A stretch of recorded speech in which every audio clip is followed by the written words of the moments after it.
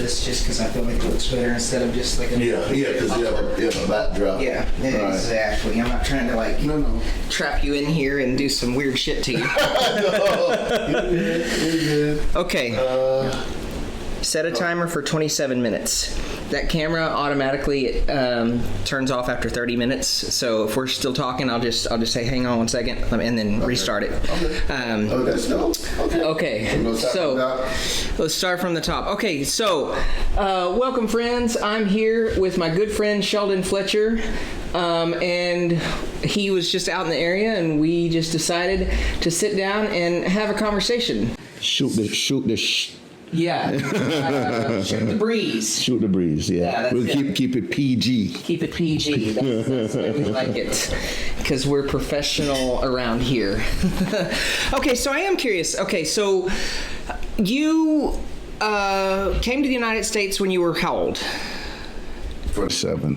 27. Mm-hmm. Okay, and what year was that? 2010. 2010. Okay, so 15 years ago. So you're in your 40s now. Yeah, I'm old. Okay, all right. Yeah, I mean, I tried to let you... Don't rub it in. I tried to let you down easy. Okay, so 43, is that right? For 42 in a little while. 42 in a few weeks. 42 in a few weeks, okay. But so you're originally from... Jamaica. What city in Jamaica? Well, the parish is called St. James. St. James. And the city is called Montego Bay. Montego Bay. Okay, so with the cruises. Where the cruise ships go, yeah. Yeah, okay. And so describe your growing up for me. Like you went to private school, public school. Like, I mean, how did? No, okay. I went to public school for most of my put it like this way: half of my schooling, and then the other half. Oh, my bad. You're good. I'm bad. And the other half I went to private school. So private elementary, private high school. Let me mute this. Private high school, which was cool. Growing up, I was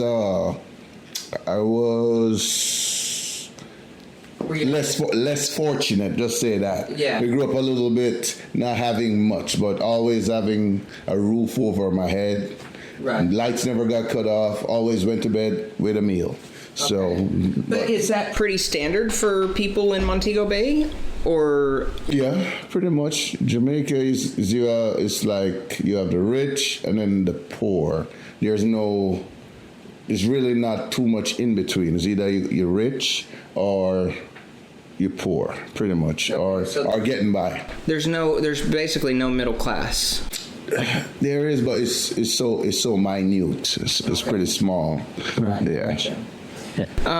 So you go to public school in the beginning, and then you go to private high school. Mm-hmm. Okay. Private elementary that got me into the private high school. So I ended up going to public school, but I didn't get into like not so good high school. Mm-hmm. So my mom was a teacher. Say, I'm going to put you in private school, put me in private school. Then going to that 1 year in private school got me into like the top high school, which was privatized. So that got me into one of the best high schools in my city. And that helped me to network because a lot of rich kids went there. Right. Okay. So that's what I... And what did you excel at? Like reading and literature? Anything with words. Anything horrible at math. Okay. Math, I tell people all the time, if I was good at math, I would be a millionaire because I know to make the money, so I know to add them, make that money, but I can't multiply it. I just know to divide it and subtract it. That's it. Yeah. So, hey. Yeah, see, I'm opposite. So, like, reading, I can read, obviously. I mean, I'm literate. I'm not, but, like, reading to me is like pulling teeth because whenever I get like, 2 paragraphs in, my mind starts to say, I wonder if elephants were bigger in the prehistoric times, or if they were the same size. I wonder if a T-Rex, and it's like I'm reading the page, but my mind is like completely gone somewhere else. But with math, it's almost like a challenge for me. It's like I see a math equation like people see a box with puzzle pieces. Like it's not so much that I'm trying to, to me it's just like it's a puzzle that needs to be solved, and to me that's kind of like almost thrilling or entertaining. Like I would literally in math class actually just do my worksheets, not because I felt like it was homework and it needed to be done, but because I was bored and it gave me something to do. Okay. Well, for me, anything with words, I started reading early, probably maybe before 1. If you gotta ask my mom. Entered numerous spelling bees, won few locally, won another reading competition, got me on TV. Got me to go to the finals, the nationals.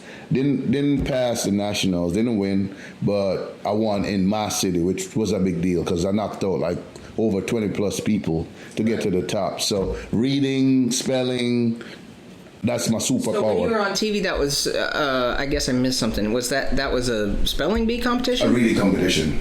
How do you stack up a reading?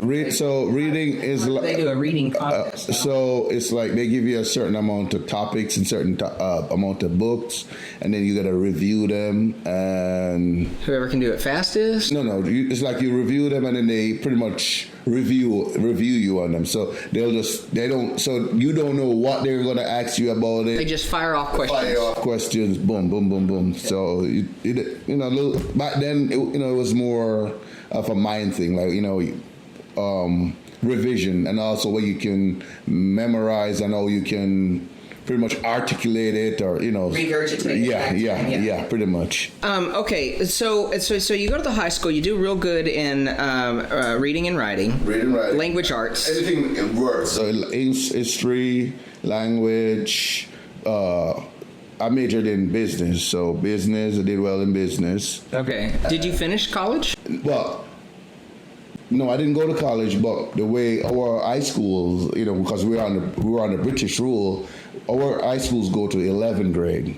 Okay. So 11th grade is like pre-college for us. Okay. And I was poor, man. I needed to go to. I had to go to work, so yeah. I graduated early because I was way ahead. I skipped like 2 classes, and I graduated at 16. Okay. And from the 11th grade. From the 11th grade, okay. And went straight to work.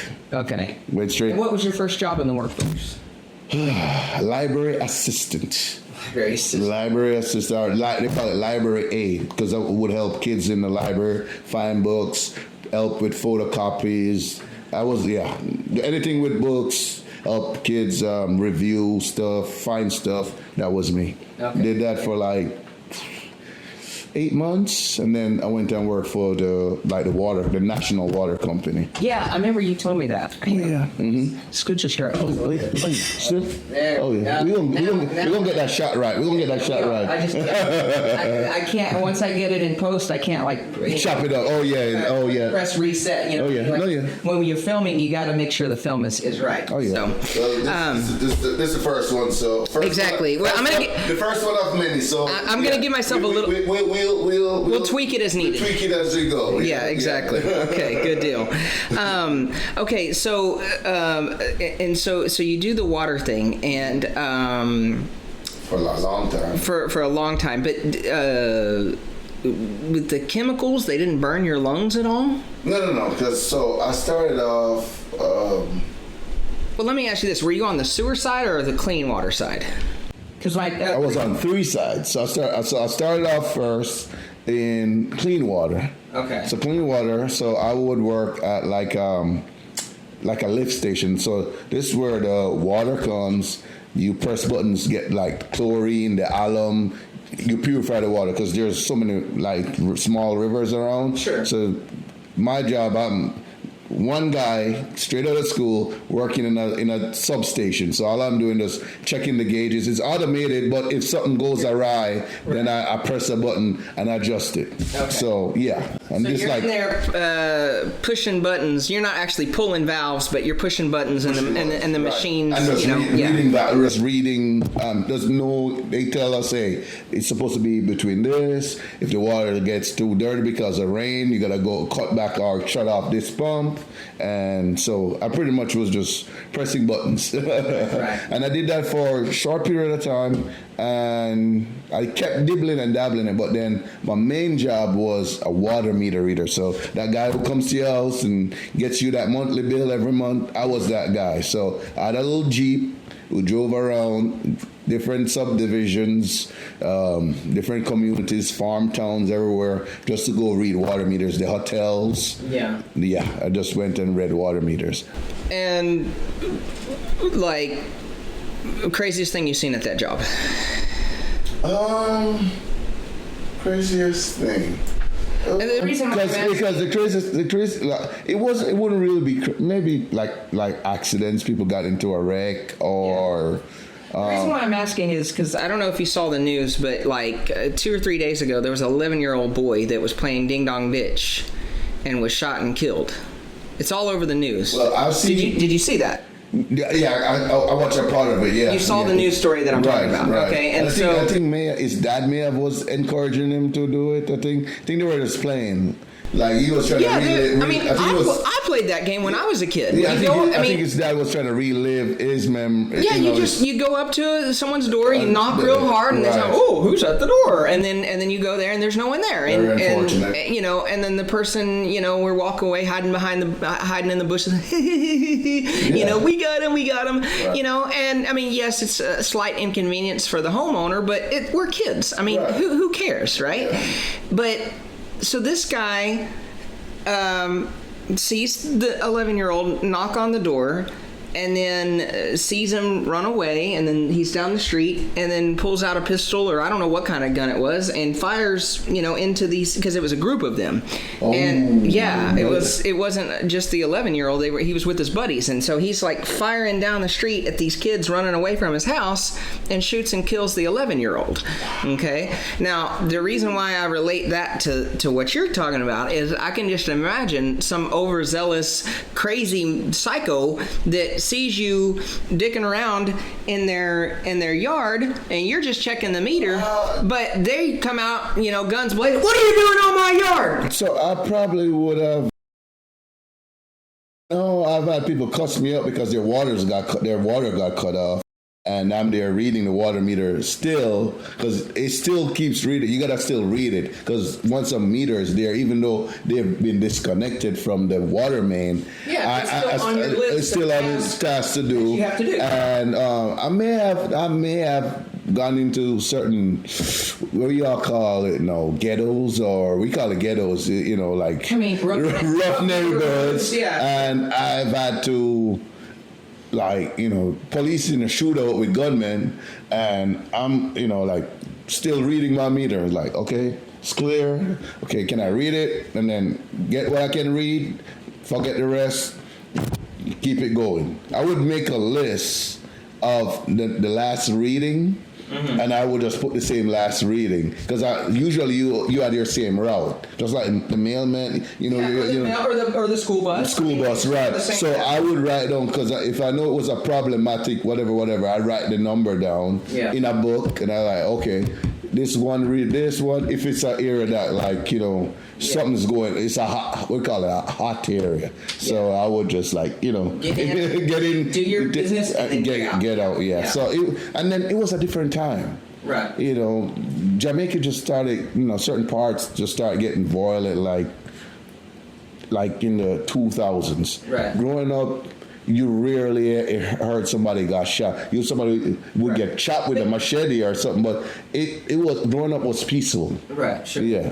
I mean, and that's kind of I mean, the same thing here. I'm not. I mean, I don't know because. But like people fought. People are right. Yeah. Exactly. We had a problem. We duked it out behind the bleachers. And also, the village raised the child back then too. And then it was over. Like you said, like Tom's been talking crazy about me. Saying that I'm whatever, and then so we're gonna go and I'm gonna meet Tom behind the bleachers, and then we would shake hands. Like, okay, we're fixing to duke it out, and then when it's over, it's over with. But now you have these wing nuts that they'll bring a gun or a knife to the fight. But I am curious. And then a lot of people are so a lot of people here are mentally ill and traumatized, and they're going through stuff. So but I don't know if it's changed, but as far as I know, even owning a gun in Jamaica is illegal. Is that?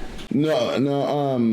It's gotten better now. Yeah, like a lot of people had illegal. There was people with illegal guns, but now they have made ways where you can go if upstanding citizen can pass all the backgrounds and stuff like that. You can get you a gun. So like a lot of my friends, they have personal guns. The criminals over there, they got big guns, like machine guns, AK, like the cartels in Mexico. Yeah, so they have guns. The police and the soldiers, they work together. So they do a lot of curbing of the crime, and then they have what we call I think Americans are scared of it. They call it martial law, but it's like curfews. We call it curfews, where they limit, 6 o'clock, we need you to get off the streets, go home. And that's all the time? No, there are certain period of time. If the violence escalates, then I say, hey, we're going to have you on a 8 p.m. curfew. If you come in from work, going from work, you're supposed to have a pass from your job saying, okay, Tom Brown is coming from work. Yeah, just to cut down the crime. Sure. So at that time it's only cops and soldiers patrolling. So if you're up to no good, then they go stop you and check you. Right. If you don't have your pass, then there's Or they probably let you go, but they're gonna search you. It's not here where in America we're like, hey, you need what you call it? Probable cause. Probable cause, or what's a search warrant? A search warrant. Ain't no warrant. You're gonna get your ass on the car. I'm gonna search you. Yeah, I'm gonna search you. But that's pretty much it. Okay, so that you do the water thing and all these things. You're checking the meters, and you're like 18, 19 years old. 18. 20, okay. Like 3. And forgive me if I'm being too personal, but were you ever? Did you have a high school sweetheart, or did you fall in love during this time? I think right around that time, I started dating my wife when I was 18. That's why I'm asking. No, my first love came around that time. Cher, her name is Cher. I was actually reading meter. Hi, Cher. Hi, Cher, if you're watching. She's married now. Cher. But it was love at first sight. Butterflies, electricity, cotton mouth. I was reading meters, and then I stopped. She had a shop. They had a shop. The family owned you call a corner store. Yeah. Went in to get a drink, and it was I started talking started stuttering pretty much, and you were mesmerized. Yeah. And then, as I say, it was a different time. And got her number. Do you think she was? She had that same initial attraction? Oh yeah. She wouldn't stop smiling, and we hit it off. That's where. And did you ever live with her? No, I would. No, I wouldn't. No, I would just go back and forth to to her place, to my place. Y'all had your own place? No. My bad. I lived at home with my parents. I moved out for 1 month and realized how good I had it. Because grandma cooked, grandma cleaned, grandma washed my clothes, mommy cooked, mommy cleaned. So, I moved out for 1 month, and I told my friend, "Hey, I'm leaving. I'm going back home." Yeah. So no, I never moved in with her. She would visit me. My parents loved her. Her mom loved me, not her dad so much, because I would sneak in and out the house, and he didn't like that. Did he know what was going on? I figured he knew, but Some things are better left unsaid. Yeah, he just didn't like me leaving at 2 a.m. because for the love of me, I didn't like staying at somebody's house. The way I was raised, I'm like staying at people's houses was never my thing. The way I was raised, right? So it's just like tacky. It's just like it's unkind. Not unkind, just.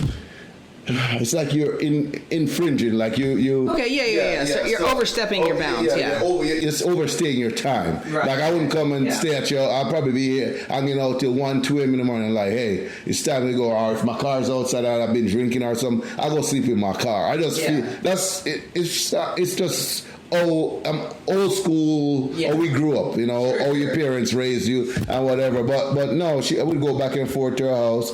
Their daddy didn't like that. At 2 a.m. in the morning, they had some big ass dogs. I would go out. She'll open the door. Mm-hmm. I'd stand by the door and wait till the dogs maybe move to the back, and they maybe had like a 8-foot wall. In my young age, I would jump the wall. Yeah, like some James Bond type stuff. Yeah, parkour. I would. Oh yeah, definitely parkour. I would flip over the wall and go to. That time I would have my car. Sometimes I would have a car. Sometimes I wouldn't. Sometimes I would get over the wall, go stand at the bus stop from 3 a.m. till probably 6 a.m. just to wait on a cab. So it's right by the ocean. So the ocean breeze is hitting you like 3 a.m. It's chilly. What time of year it is, and I'm like out there chilling just before I could get a ride home. So, but it was fun because it was first love. Right. Yeah, and that's and when you're falling in love, so I watch a lot of Dr. Phil, and one thing that he describes is like when you're falling in love, it's a lot different than being in love. When you're falling in love, it's just like you're hanging up. Well, it was both. But just let me, tell you what I'm trying to load up here. So like when you're fine. When you're falling in love, it's like, your phone buzzes, and every time you look at it, you're hoping it's them. And, every time they call you, you get the butterflies. Oh my gosh, how are you? Oh, I'm good.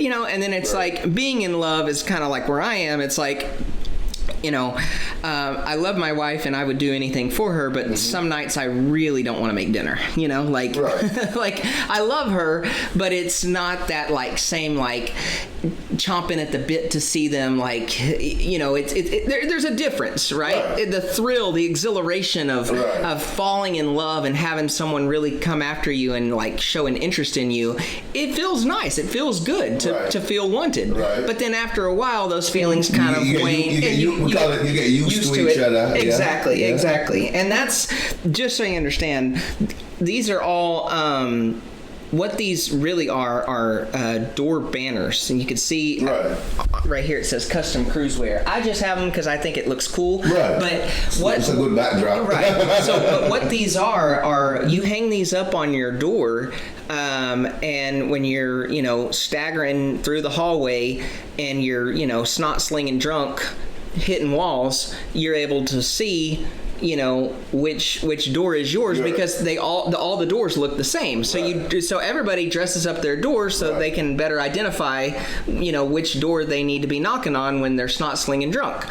And so, but relating that to that, all relationship therapists, relationship experts, they will all tell you how important novelty is in a romantic relationship. You should it is my firm belief, you should, if you don't like cruising, then that's fine. Go to Sandals or Secrets or hedonism. Right. But go to somewhere every year where you can get away from the mundane, going to work, having to reignite the flame. Exactly. Right. And that's how. I mean, I don't know. Every situation is different, but I have a belief that a lot of divorces could have been avoided if they had just made novelty a more of a priority. Because when you get used to things, relationships get boring.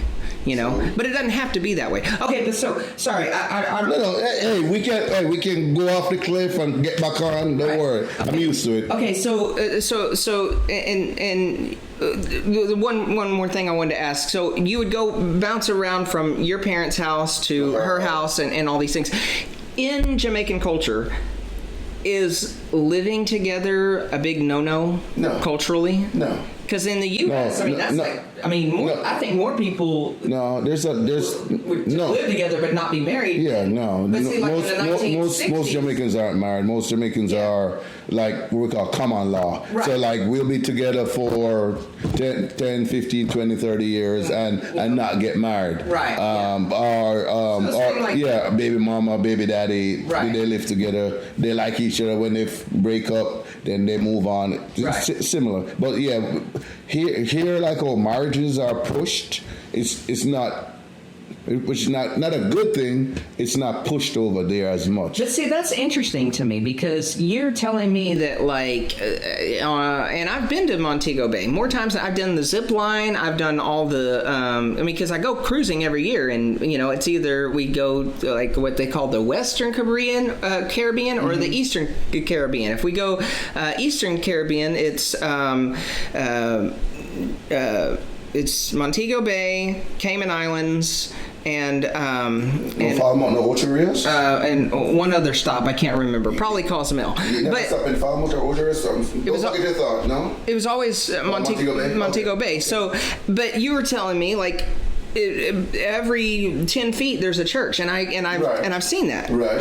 So I mean, it's not because it's just because I don't know. That's why I'm asking. In the United States, I would feel like it would be less pushed than Jamaica. In my mind, I think Jamaica would probably be more pushed towards the marriage because there is such a large vein of religion running through it. I think change in culture. Because I think one change in culture and poverty. People don't have the money. Weddings cost. Yeah. There's no such thing as like a courthouse wedding over there.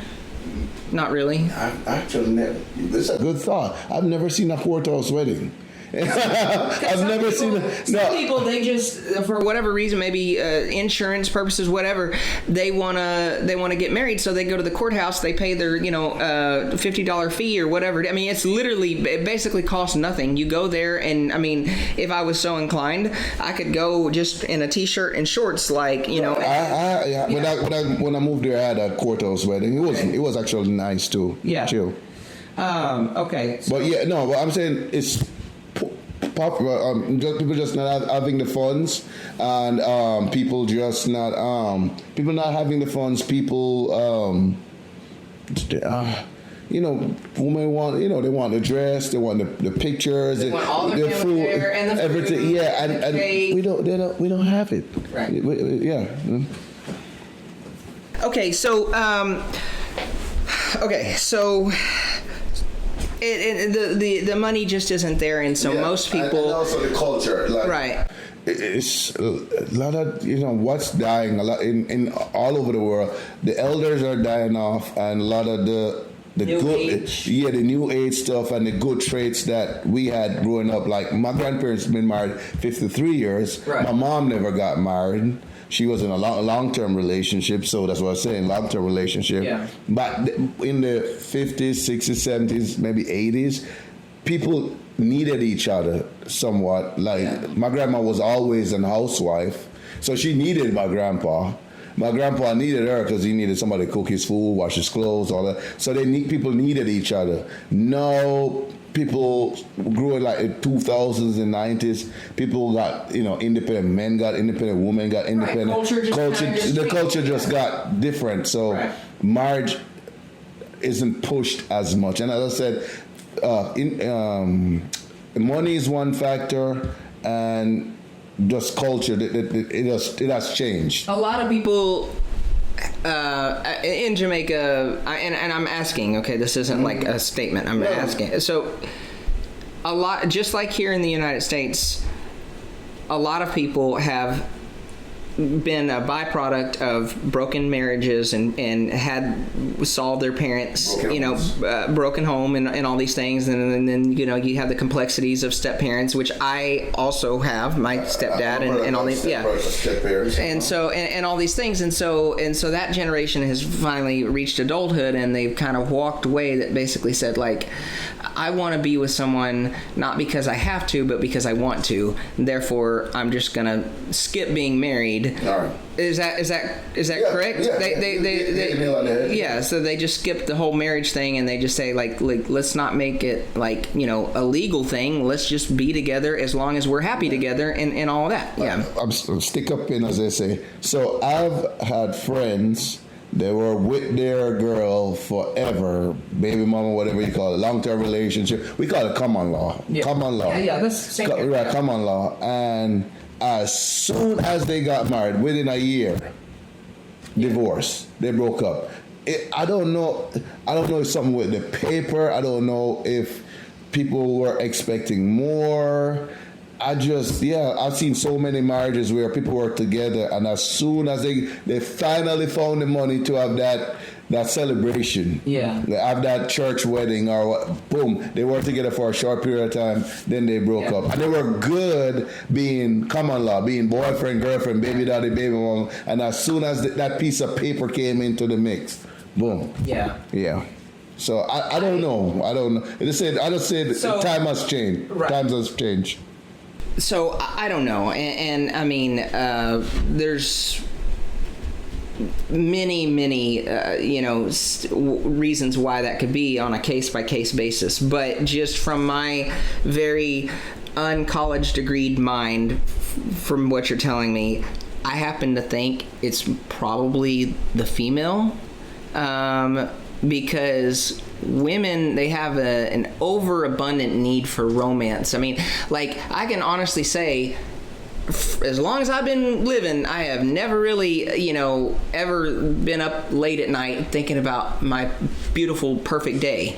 But I have nieces, and they will all tell you from, like, the time they were, like, 2 or 1, they think about dressing up like a princess and having their beautiful ball gown, wedding with the, 15-tier cake and just the chandelier and all the things. And they want that. I mean, come on, you've been on the same earth that I've been on. Like, you understand? Yeah, they want that fairy tale. The fairy tale, the princess, the Disney princess. Right. And then life hits you. well, and then they get it. And then they're over it. Oh, it's gone. And then that feeling, the high is gone. Well, but they say, okay, now I can stop trying. I got what I wanted.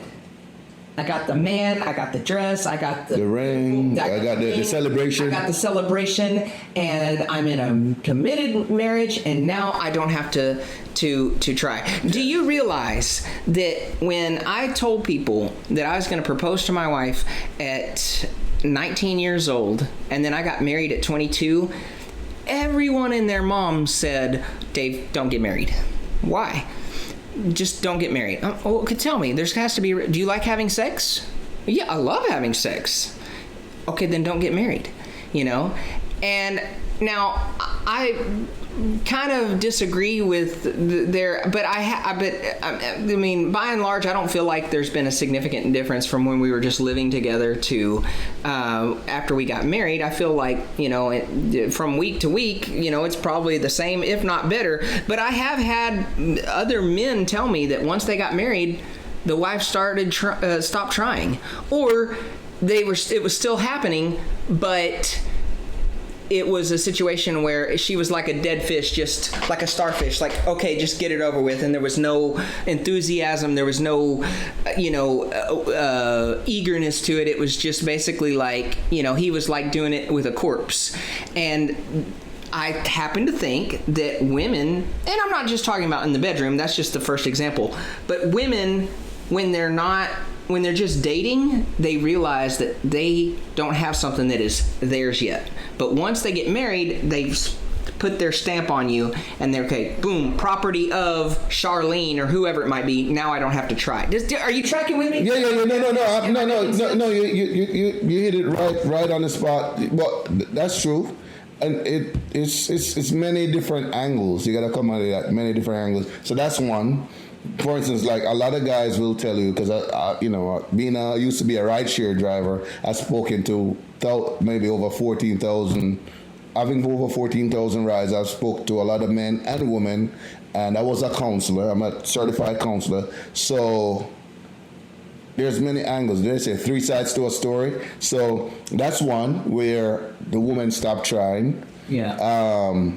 They don't get pretty anymore. They don't smell the same anymore. Right. They stop trying. They stop trying. Then the men, we some of us are at fault too, because we used to try to get the girl. We take her out on dates. Right. We did this. So we flowers every once in a while. Right. So we also, men are to blame too. So that's what I'm saying. Men are to blame. But then also another big thing, kids, life happens, because then it's the coming together, two households into one. Oh, sure. Finances. Yeah. And then, boom, you don't have any time, and then you get used to that person. Yeah. And then it just kind of, all just start going wider, separate, Sure.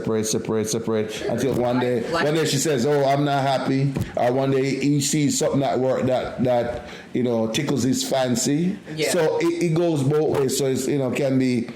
It's a whole bunch of different factors that go into it. Yeah. Okay. For me, I can say for me, the sex part was good until certain words were exchanged, and then when they, sometimes people say stuff that you can't take back. Sure. Yeah. And then it start going down, and then it hit a point where boom, So for me, I can say I wasn't one of the people who had problems with sex. Because right. we were both rabbits. We were both rabbits. So that's not part. But certain things, another factor too is where the guy or the guy might think he owns the woman as his property, or the woman might think she owns her husband as property. And then once he starts telling her no, or once he starts telling you no. Right. There is resentment starts, and then and if that resentment is not corrected, boom, boom. Yeah, boom. Very rarely are you ever staying stagnant. You're either getting closer or you're drifting apart. Yeah. And then and I don't mean that's 2025 to 2026. I mean from day to day. Right. What I do today is either going to. It may not be dramatic ebbs and flows, but if I have the house clean for my wife when she gets home, that's gonna bring us just a little bit closer. Or if I, make an insensitive comment about, are you really gonna wear that?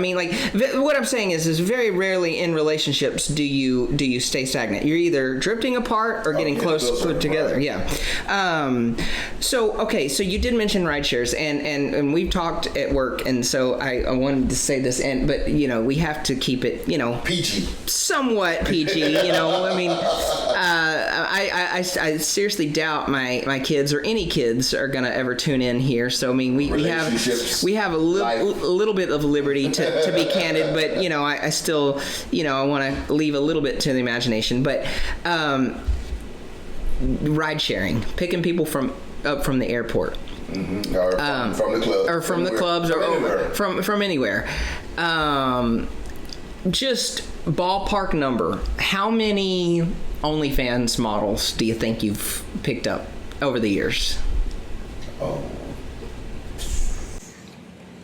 close to 30-ish. 30-ish? 30-ish. A lot of strippers. So I picked up a lot of strippers. So strippers, around the time we had that C19, C19, because a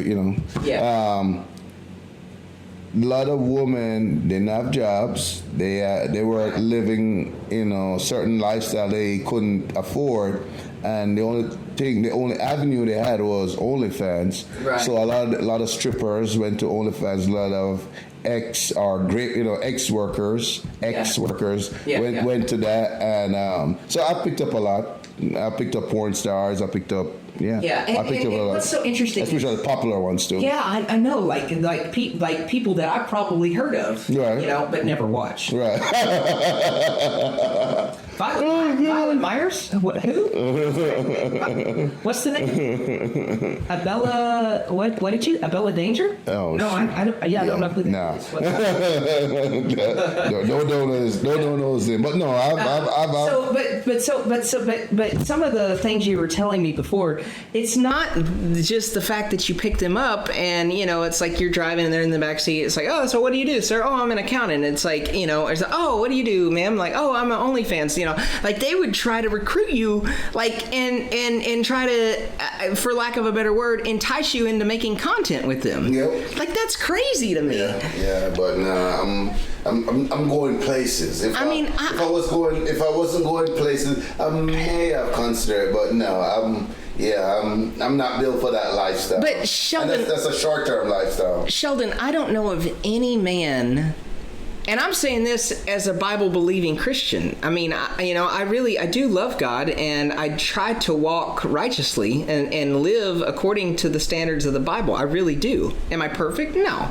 But, I really do try to set myself apart. But even me, I don't know of any man that can have that opportunity and not at least jump at it. Yeah. Well, so that's. I mean, I've always said I've only been with my wife, and I'm very proud of that. I shout that from the highest mountain. But I mean, let's be real. Like, if I'm at a party somewhere, just take my house for example. Like, I'm at a party, and one of my friends' moms who's brought their kid to the party, it's like, oh, give me the whole house tour. And I'm like, okay, and this is blah, blah, blah, blah, blah. And then we walk, and this is where I make my podcast, and she shuts the door behind her and takes her shirt off. Like, I mean, if it's just right in front of me, right there for the picking, I mean, I don't know. I mean, God forbid, knock on wood, I never find myself in that situation, but I don't know that I would be able to say no. Yeah, well, are you? No, I get you, but for me, growing up, I've grown up around women. We grew up in like Jamaica. There's a lot of. It's a very high sexual culture, so you have like carnival, soca, dancehall. It's very. So I grew up all over women. We have rivers, we have nude beaches. So I'm used to women. So if it was a person who didn't grow up being around women, having their fair share of women, then they'd be thirsty. I wasn't thirsty. Right. And then also, if you're recruiting me, how many others have you recruited? And then what do you have? You might give me something I can't give back. And I've had friends who've gotten stuff that they couldn't give back. They're RIP, they're gone. And so, you're talking about like diseases? Yeah. You get something that you can't give back. And, me having a kid, I wouldn't want to go, I don't want to have to not, can't kiss my daughter or kiss my, my nephews. So no, and then you just like, he like my brother, we had a strip club. So, I would say that didn't excite me. So it's easy for me to say, nah, I'm good. Yeah. Hey, I'll take your number though. I have friends who willing to do it, but no, I turned it down. I didn't say I didn't talk to other people, but OnlyFans or strippers, nah, that's a big no for me. Right. I might flirt, kiki, ha to get a good tip, but no.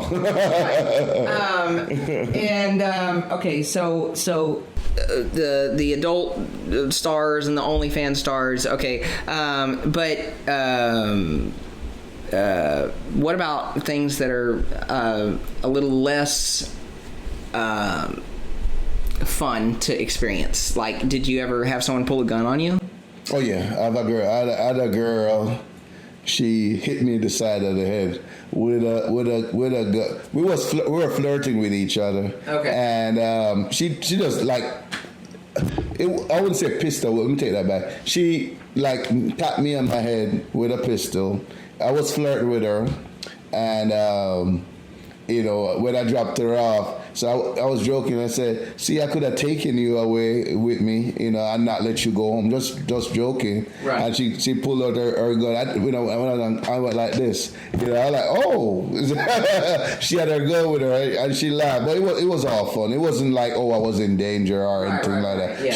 She was carrying it for protection. This is Texas, of course. Right. And especially Houston. Houston is a very high traffic. Women get trafficked here. Yeah. So she had it, but it was fun. It was all fun. Yeah. It was all fun. Felt really, in right. danger about it. But I have gotten, some young guys try to rob me in a different scenario where I went to pick them up. I thought these was college kids, high schoolers. Next thing you know, it was Glock 45s with extended mags. They want my car. So, but yeah, that was like one of this. And how'd you get out of that situation? I sped off. They didn't get in. Oh. Okay. And because I was laughing, because I was like, I've never had anybody try me like that.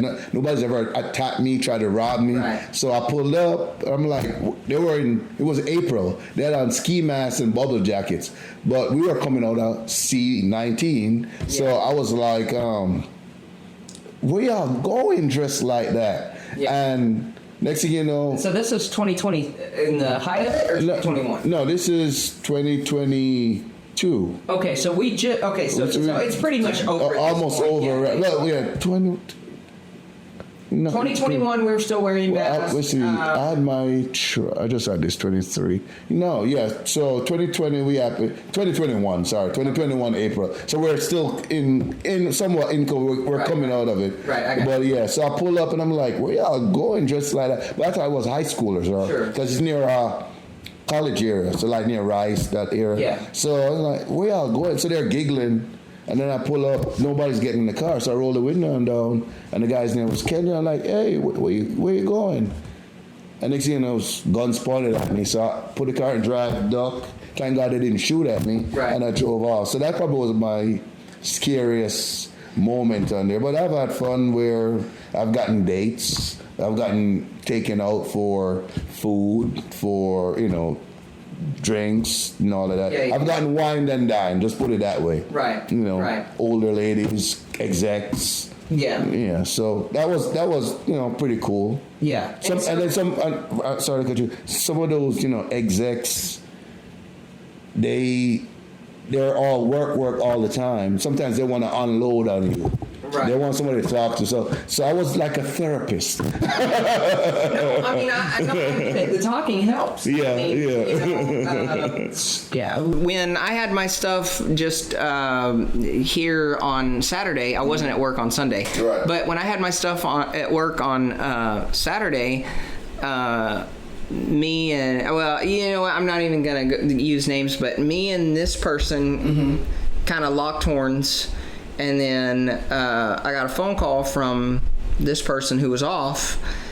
And I'm about to fire off on this person, send an email. I'm fixing to just take the gloves off. Okay, you do me like this. Let me show you how. You think you're nasty? You think you're mean? I will show you what mean is, But then I talked to this guy, and he was like, Dave, just relax. When we get back to work, I'll handle it, and blah, blah, blah, blah, blah, And so he kind of talked me down off that ledge. Mm-hmm. And so the talking helps. And I can imagine if you're an accountant and you're having to bounce around from city to city, kind of kiss ass with clients and all these things, and no one's asking, you're always asking, how are you doing? How are your kids? Blah, blah, blah, just to kind of play the politics, but no one's asking how you are. Right. The person in the Uber may be the only person that actually pretends to care about your life. Right. I had a lady who we're cool friends to this day. We're like this. We're locked in like glue.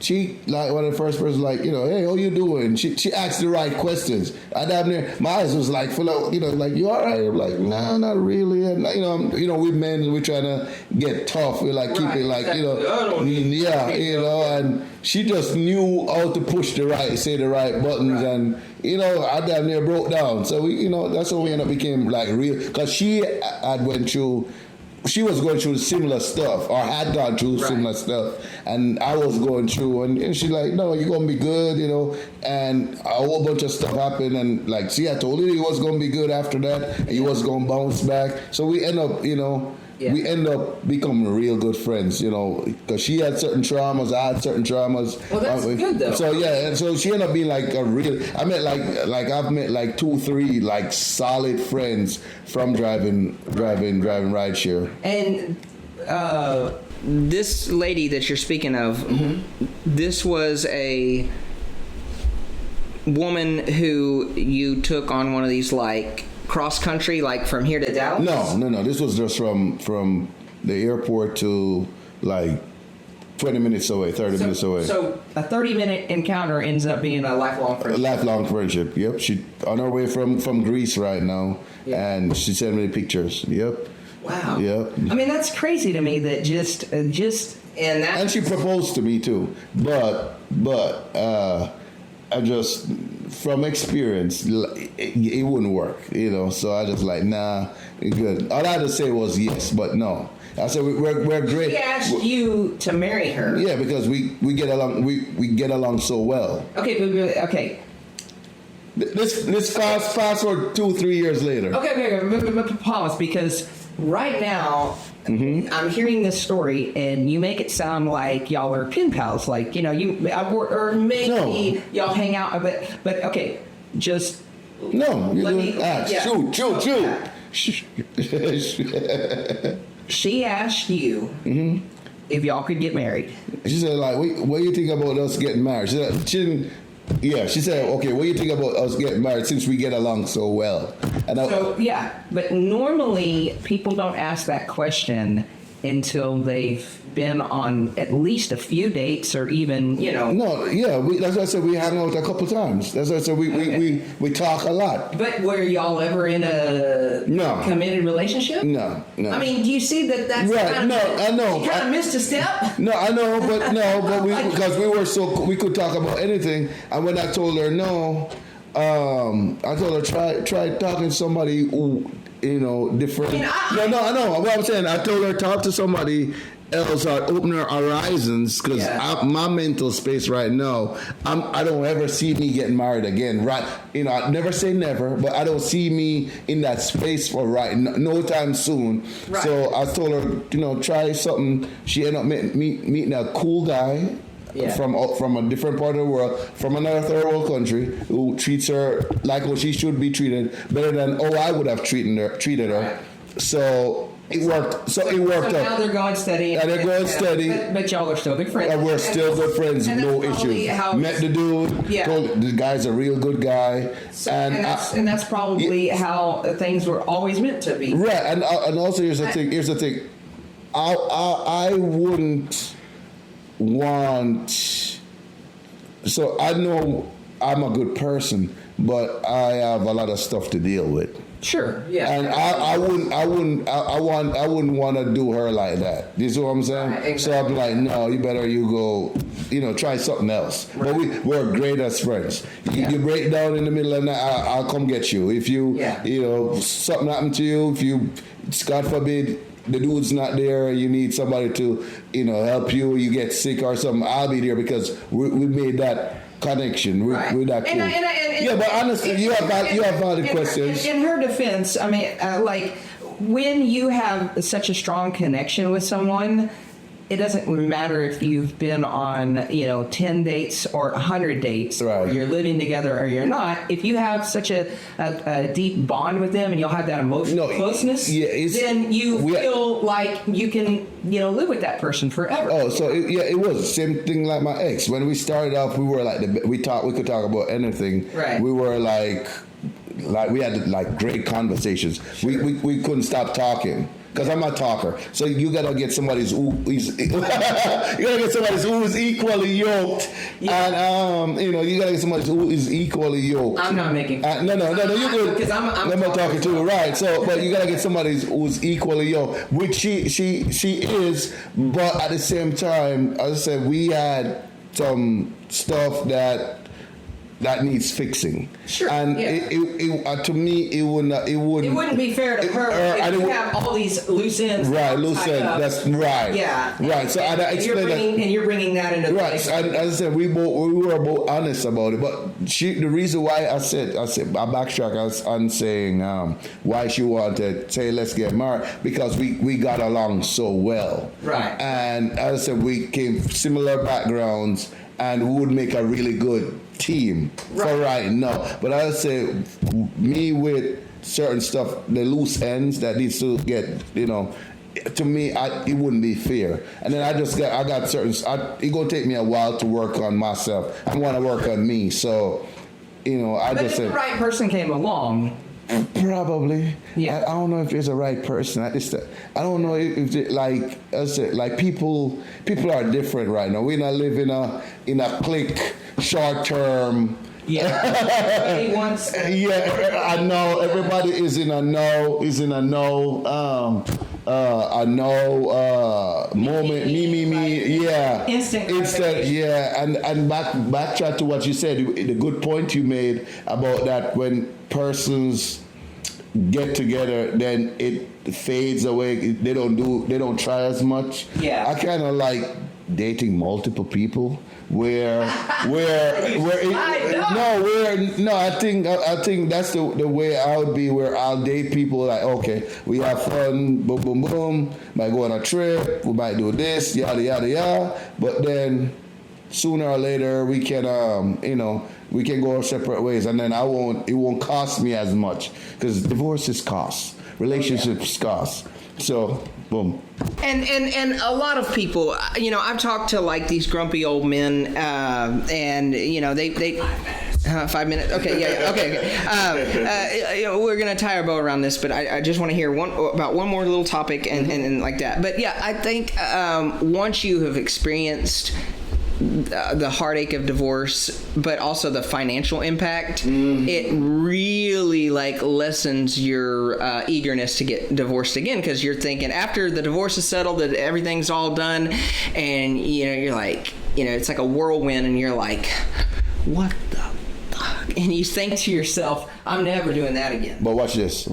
If Elon Musk, if Bill Gates, if Bezos, if Tyrese the singer, all these people who are the 1% of the 1 percentile got divorced, couldn't make their wives happy, or they didn't, vice versa. Yeah.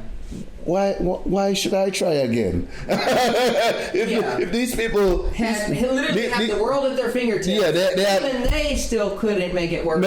All the money in the world, right? So why should I try again? Yeah, and I get it. Yeah, I think I'll go back to the old school way, where I grew up, where you get with somebody long term. I got your back, you got my back.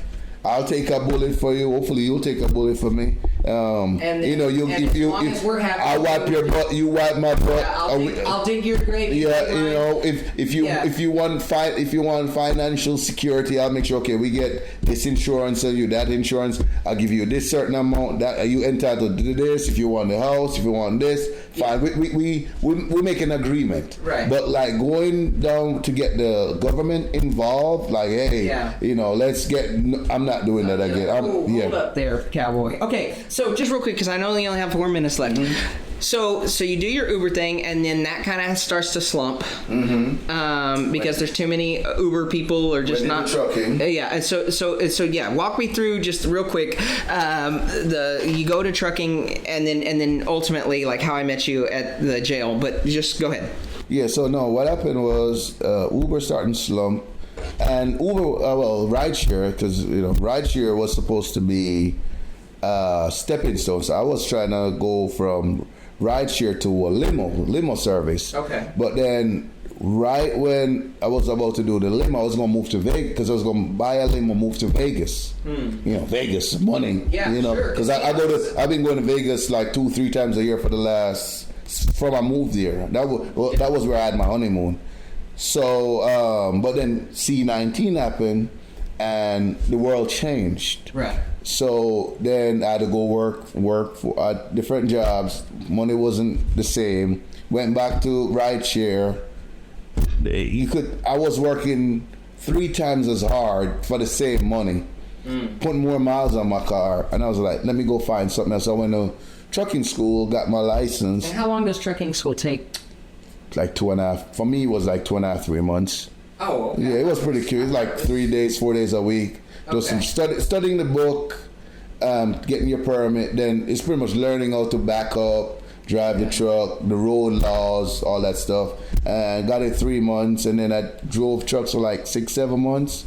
But I didn't like being gone over the road too long, being gone from my kid, my family, and then I almost drove off of a cliff. Yeah, I thought you were like John, though. I thought you did the trucks for like 2 or 3 years. No. Mine was real brief. Okay. Real brief. But you did the trucking stuff for 6 months, but you made damn good money. Yeah, I was making good money, but I lonely mentally. Then it was dangerous as well. You're like driving over mountains, cliffs, no barriers. You're looking 100 feet down. Yeah. I was over it. So I tried to come back locally to do the same thing, but nobody would hire me because I didn't have. They wanted to have over a year experience. I only had 6 months, so I couldn't find anything that I wanted. Everybody wanted me to be gone over the road, and they were paying you pennies. Like you have guys who drive from Texas to California to New York back.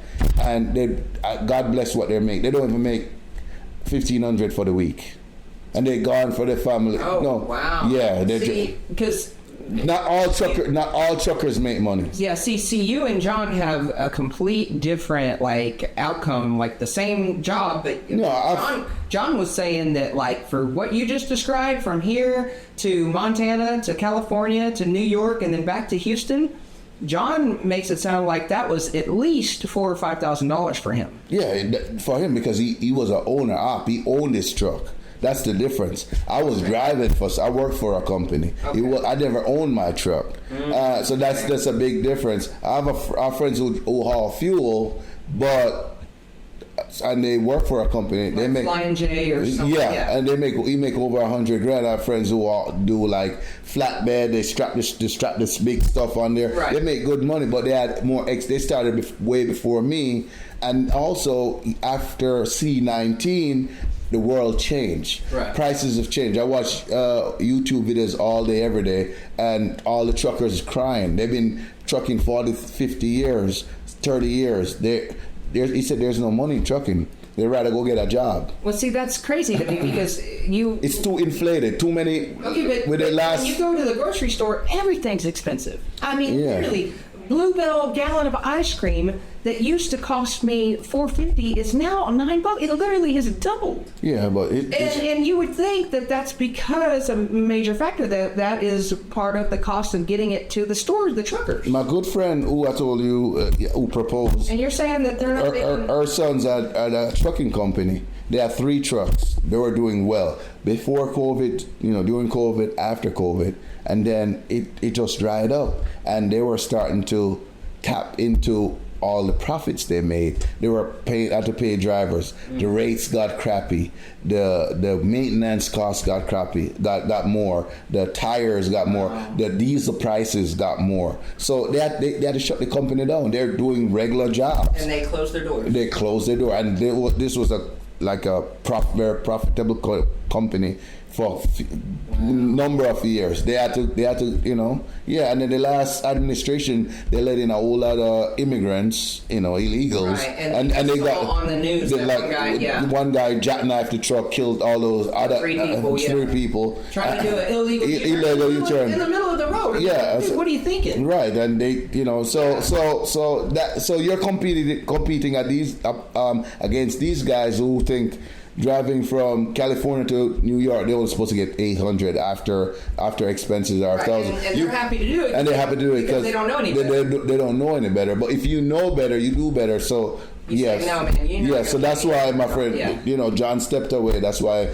my friend, her son stepped away. That's why I stepped away because it wasn't. There's no money. It's not worth it, right? Yeah. So I wouldn't say so. There's money in trucking, but in certain capacity, certain pockets, in certain pockets. Yeah. But I'll say, it takes dedication. You gotta own your own truck. You gotta own your equipment. It's a lot of ins and outs. Right. Right. It's not as easy as just going to trucking school and making money. No, not anymore. And even the guys who come straight out of trucking school, they're getting 35 cents a mile. Oh. And then your truck is governed, so you can probably do 300, 400 miles a day. So God, you multiply that. You're making damn near. Yeah, you can go to $145. You can go work at McDonald's or somewhere flipping burgers and make more money, and you'll be at home with your family. Right. You see what I'm saying? Yeah. You don't have to worry about the plumber or the mailman or the milkman going to your house.